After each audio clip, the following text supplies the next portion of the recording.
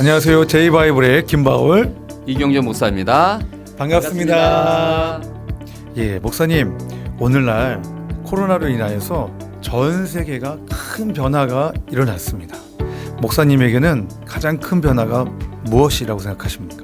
모든 사람들이 알겠지만 저에게도 큰 변화가 있었는데 바로 코로나 전과 후입니다. 코로나 전에는 이렇게 얼굴과 얼굴을 맞대서 이야기하거나 예배드리는 게 정상이었지만 코로나 이후에는 마스크를 꼭 써야만 쓴 사람이 정상이고 안 쓴 사람이 비정상인 그런 시대가 되어졌습니다. 예배 때도 마스크를 써야 되고 예배당에 오지 못하는 기막힌 현실이 너무나 큰 변화가 아닐까 생각합니다. 바울과 바나바가 갈라디아 지역의 복음을 전하고 돌아왔는데 갈라디아 지역에 세운 교회에서 아주 큰 변화와 문제가 발생했다고 합니다. 그 문제가 무엇일까요? 갈라디아 지역 교회에 일어난 문제를 먼저 살펴보기 전에 바울의 선교 원칙에 대해서 먼저 살펴볼 필요가 있습니다. 1차 전도 여행을 통해 보여주는 바울의 선교 원칙은 회당을 찾아 먼저 들어가 복음을 전하는 것입니다. 바울이 이러한 선교 전략을 통하여 설교하는 까닭이 있는데 그것은 바로 구원의 우선순위상 유대인들이 먼저 복음을 들어야 한다라고 하는 바울의 신학적인 이유가 있습니다. 하지만 바울에게는 또 다른 중요한 이유가 있는데 그것은 세보메노이, 즉 하나님을 경외하는 자들의 존재였습니다. 이 사람들이야말로 유대율법, 즉 구약의 가르침을 따라 바울이 전하는 복음을 받아들일 충분한 준비가 되어져 있던 사람들입니다. 바울은 늘 그랬듯이 안식일이 되어지면 회당에 찾아가 안식일 예배를 드리면서 기회를 얻어 구약 묵상집을 해설하고 설교합니다. 이미 그 당시에 렉셔너리, 성구집이 있었던 것 같습니다. 이 렉셔너리는 1년 동안 매주 안식일 예배 때마다 읽도록 정해진 성경 구절로서 오경 중의 한 부분, 선지서 중의 한 부분, 시가서 중의 한 부분으로 구성된 성경 목록 구절입니다.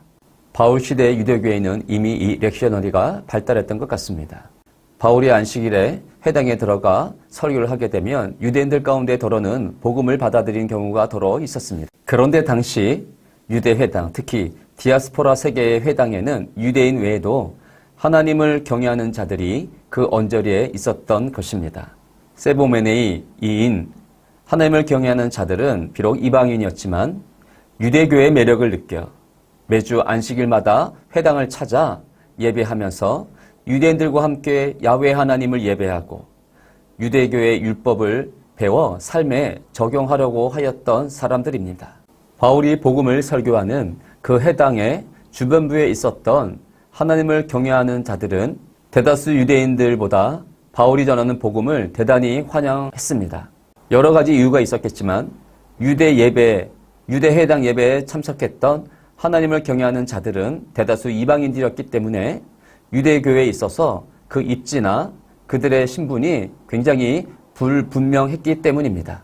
유대신학에서 신학적으로 어느 정도 관대한 사람들은 하나님의 종말의 심판 가운데에는 더러 이방인에게도 은혜가 임한다라고 말하는 경우도 있습니다. 그러나 유대신학의 대부분의 견해는 매우 유대 민족주의적입니다. 그래서 이방인들에게는 그리 큰 소망이 허락되지 않습니다. 그런데 지금 바울이 전하는 복음 선포에 의하면 유대인이나 이방인에게나 오직 그리스도의 대속의 죽음으로 말미암아 의인으로 선언받고 구원받는다고 합니다. 그러므로 이 복음이 이방인들에게는 참으로 기쁜 소식이 아닐 수 없습니다. 그래서 이들이 바울이 전하는 이 복음에 대하여 대거 긍정적으로 반응한 것입니다. 이렇게 세워진 갈라디아 지역의 교회는 1차 전도 여행을 마치자마자 다른 복음 때문에 유대교로 넘어갔다는 소식을 바울이 듣게 됩니다. 그래서 바울은 안디옥에 도착하자마자 이 갈라디아 지역 교회를 위한 갈라디아서를 쓰게 됩니다. 지금부터는 갈라디아서의 내용을 잠시 살펴보도록 하겠습니다. 갈라디아서의 저장 연대를 추측할 수 있는 수신자와 및 저장 연대와 관련된 신학적 논쟁은 아직도 끝나지 않은 상태입니다. 이것은 갈라디아서 수신자들이 로마 시대의 행정 지역인 북부 갈라디아에 있는 교회들인가 아니면 바울의 1차 전도 여행을 보고하고 있는 남부 갈라디아에 있는 교회들인가에 대한 견해가 팽팽하게 맞서고 있기 때문입니다.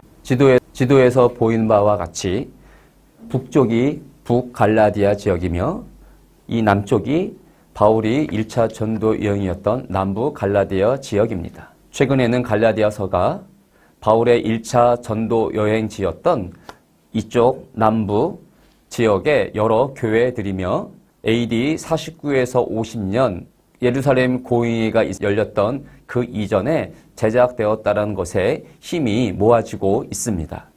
그래서 갈라디아서는 지금까지 가장 오래된 서신으로 알려진 51년에 기록된 데살로니가 전서보다 먼저 쓰여졌으며 신약성서에서는 최초로 기록된 서신서로 자리할 수 있게 되었습니다. 그런데 말입니다.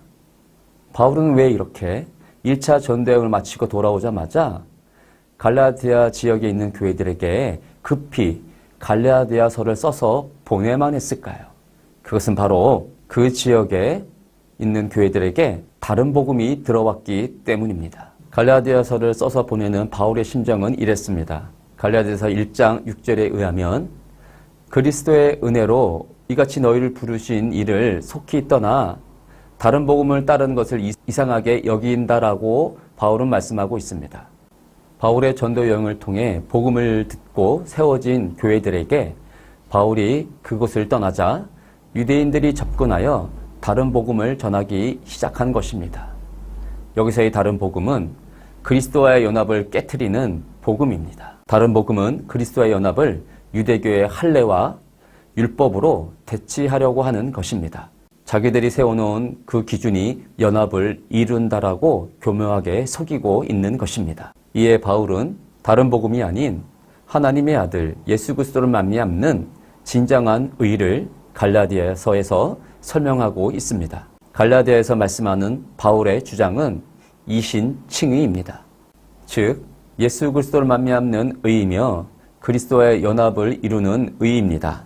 바울은 이 의가 그리스도를 말미암아 의롭게 되어 영화에 이르기까지 개인의 구원의 서정이 하나님의 교회, 즉 교회의 공동체를 통해서 어떻게 이루어져 가는지를 논의하고 있습니다. 예수 그리스도로 말미암는 의는 단순한 신약 시대에 갑자기 나온 산물이 아니라 율법 시대 이전 계시 속에 드러난 하나님의 경륜임을 말씀하고 있습니다. 그 하나님의 의로 인한 그리스도와의 연합은 하나님 나라의 백성을 건설하며 그리스도와의 온전한 연합을 이루어서 구원에 이르는 유일한 믿음이 된다는 것을 다른 복음 때문에 교회를 급히 떠난 갈라디아 지역의 교회들에게 바울은 편지를 쓰고 있습니다. 믿음이 아닌 수많은 다른 복음이 유혹하고 있는 이 시대에 과연 여러분은 구원에 이르는 유일한 길이 어디에 있는지 바울이 전하는 이 갈라디아서의 말씀을 통해 우리도 깊이 마음에 새겨야 될 줄 압니다.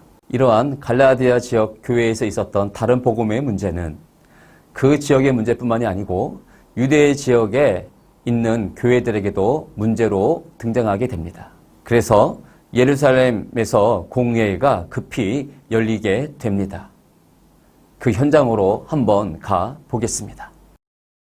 여기는 예루살렘 공의회 회의 현장입니다. 자, 오늘 회의가 어떻게 진행되는지 함께 보도록 하겠습니다. 자, 지금부터 초대교회 최초로 예루살렘 공회를 시작하겠습니다. 이방 땅의 엄청난 역사를 이 사도 바울께서 체험하시고 또 보고해 주실 텐데 어떤 일이 있었습니까? 바나바와 함께 갈라디아 지역을 다니면서 복음을 전했는데 아주 놀라운 일이 일어났습니다. 병자가 치유받고 안 믿는 이방인들이 주님께 돌아오는 것을 봤습니다. 그리고 예루살렘 교회로 내려오는 그 길에 사마리아 지역도 믿는 자들이 많이 나타나는 것을 봤습니다. 할렐루야. 자, 저 바리새파 대표 김발이 먼저 말하겠습니다. 복음이 전해진 건 너무 좋습니다. 영광 할렐루야죠. 자, 그렇다면 이제 이방인들에게 무엇을 해야겠냐? 할례를 해가고 모세 율법을 지키도록 해야겠습니다. 자, 제가 잘 아는 의사 선생님이 있어요. 그 병원과 MOU를 체결해서 그들에게 할례를 받게 하는 겁니다. 너무 좋은 생각이지 않습니까? 하하하하하하. 잠깐 저 한마디만 하겠습니다. 제가 고넬료 집에 갔을 때 성령께서 오시더라고요. 아니 할례도 받지 않고 이방인인데 오직 믿음으로 주 예수의 구원을 받는 것을 제가 분명히 똑똑히 보았단 말입니다. 할례가 필요 없어요. 성령께서는 그들의 믿음을 보시고 친히 내려오셔서 그들을 하나님의 자녀 삼으시다는 말이 납니다. 아니 우리 조상들도 매지 못한 멍에를 어떻게 우리가 매려고 지금 이런 일을 벌인단 말입니까? 하나님이 하신 일을 왜 간섭하는 겁니까? 그들도 우리처럼 주 예수의 은혜로 구원받는 줄 믿습니다. 아멘. 아멘. 아니 잠깐만. 할례를 받아야지 그들도 정해진다니까요. 빨리 병원 가서 할례 받고 빨리 그들도 모세 율법을 지켜야 된단 말입니다.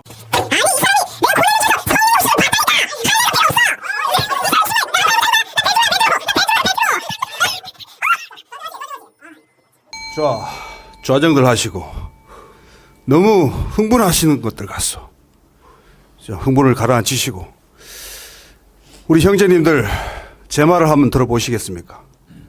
제가 우리 바울 사도와 이 베드로 사도의 이 간증과 경험담을 들어보니까 제가 아모스 선지자의 말씀이 생각났어요.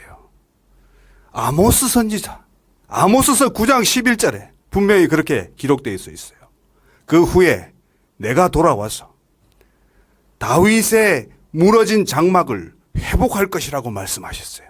그리고 그 남은 자들, 곧 우리 유대인들과 이방에서 하나님께 돌아온 자들이 함께 구원을 받는다고 예언되어 있습니다. 그 놀라운 예언이 바로 지금 우리 시대에 이루어진 게 아니고 무엇이겠습니까? 이방인들이 하나님께 돌아온 그 자들에게 우리가 그들을 괴롭게 하지 말고 딱 4가지만 지켜서 그것을 공문서화 시켜가지고 편지로 초대교회들에게 보내는 것이 합당한 줄로 압니다. 어떻겠습니까? 좋습니다.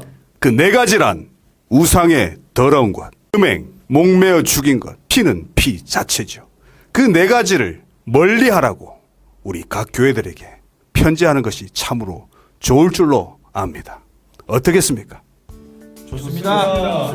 네, 만장일치로 통과하겠습니다. 할렐루야. 고생하셨어요. 그럼 지금까지 예루살렘 공예를 마치도록 하겠습니다. 샬롬.